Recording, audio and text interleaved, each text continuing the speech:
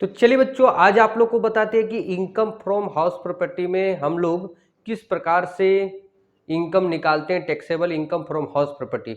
और ये जो हाउस प्रॉपर्टी है ये इनकम का पांचवा हेड में से सेकंड हेड है। कौन हेड है? ये दूसरा हेड है, याद रखना है। और इसका जो सेक्शन चार्ज है, मतलब इसमें जो धारा लगता है वो 22 है। ठीक है, हम लोग कोई भी हाउस प्रॉपर्टी को दो दो तरह से यूज करते हैं। ठीक है, कोई भी हाउस प्रॉपर्टी को हम लोग कितना तरह से यूज करते हैं? दो तरह से यूज करते हैं। यूज फॉर नॉन कॉमर्शियल, मतलब जो कॉमर्शियल यूज के लिए हम लोग नहीं यूज करते हैं, या तो फिर हम लोग अपना बिजनेस में यूज करते हैं। ये चीज फिक्स हो गया। तो जो हम लोग नॉन कॉमर्शियल, मतलब हम लोग कॉमर्शियल पर्पज से यूज नहीं करते हैं बिजनेस में, वो अगर हम लोग रेंट पे लगाते हैं तो हम लोग का आता है income from house property. Clear हो गया? ठीक है, तो वीडियो को लाइक भी करिएगा और चैनल नहीं सब्सक्राइब किए तो चैनल को सब्सक्राइब भी कर दीजिएगा। ठीक है, आगे बढ़ते हैं। और जो बच्चे इनकम फ्रॉम सैलरी का हम 2-3 वीडियो बनाए, अगर नहीं देखे हैं तो हम उसका डिस्क्रिप्शन में उसका लिंक दे दे रहे हैं। उसमें आप लोग को नंबरिकल भी बता दिए थे, रूल भी बता दिए थे। तीन वीडियो शायद उसका टोटल आया था। इसमें भी आगे भी वीडियो आएगा, तो ध्यान से देखिएगा और वीडियो को लाइक जरूर कीजिएगा, चैनल को सब्सक्राइब जरूर कर लीजिएगा।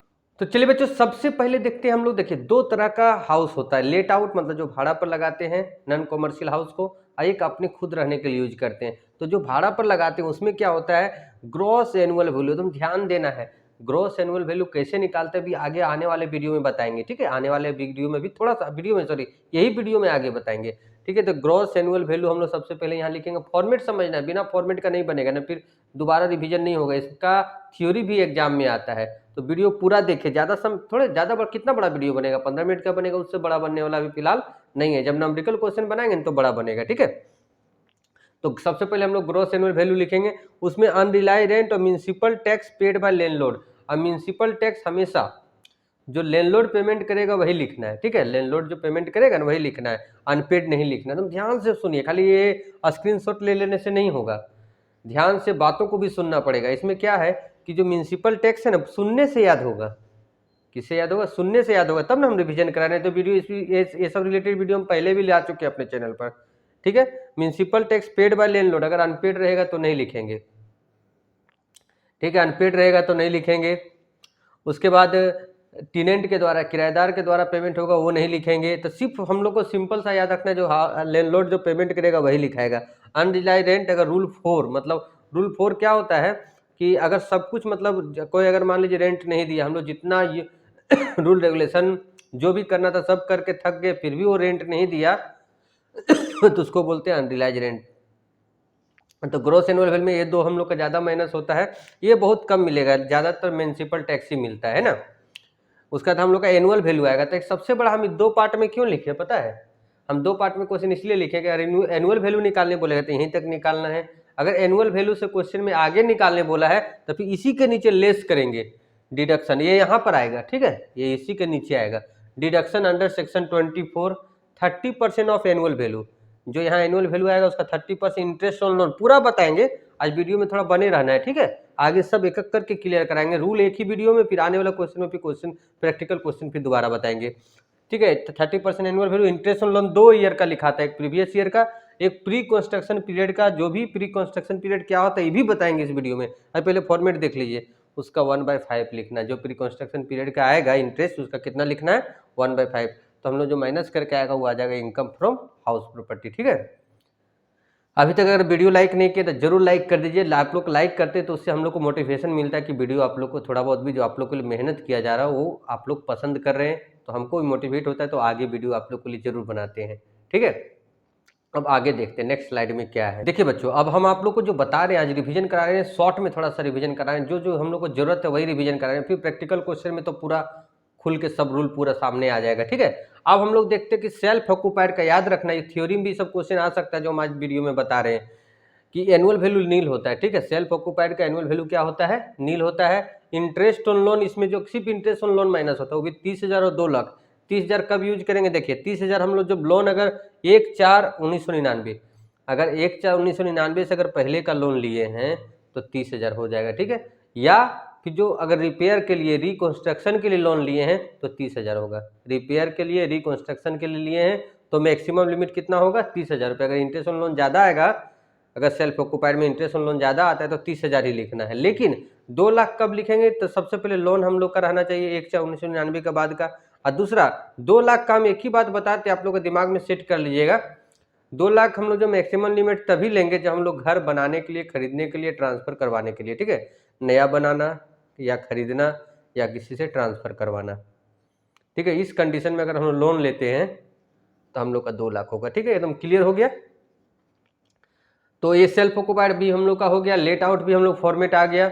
अब हम लोग आगे देखते हैं कि आगे हम लोग ग्रॉस एनुअल वैल्यू कैसे निकालते हैं, जो बार बार हम लेट आउट में हम लोग ग्रॉस एनुअल वैल्यू कैसे निकालते हैं, ठीक है, ये अब नेक्स्ट स्लाइड में आप लोग को बताएंगे।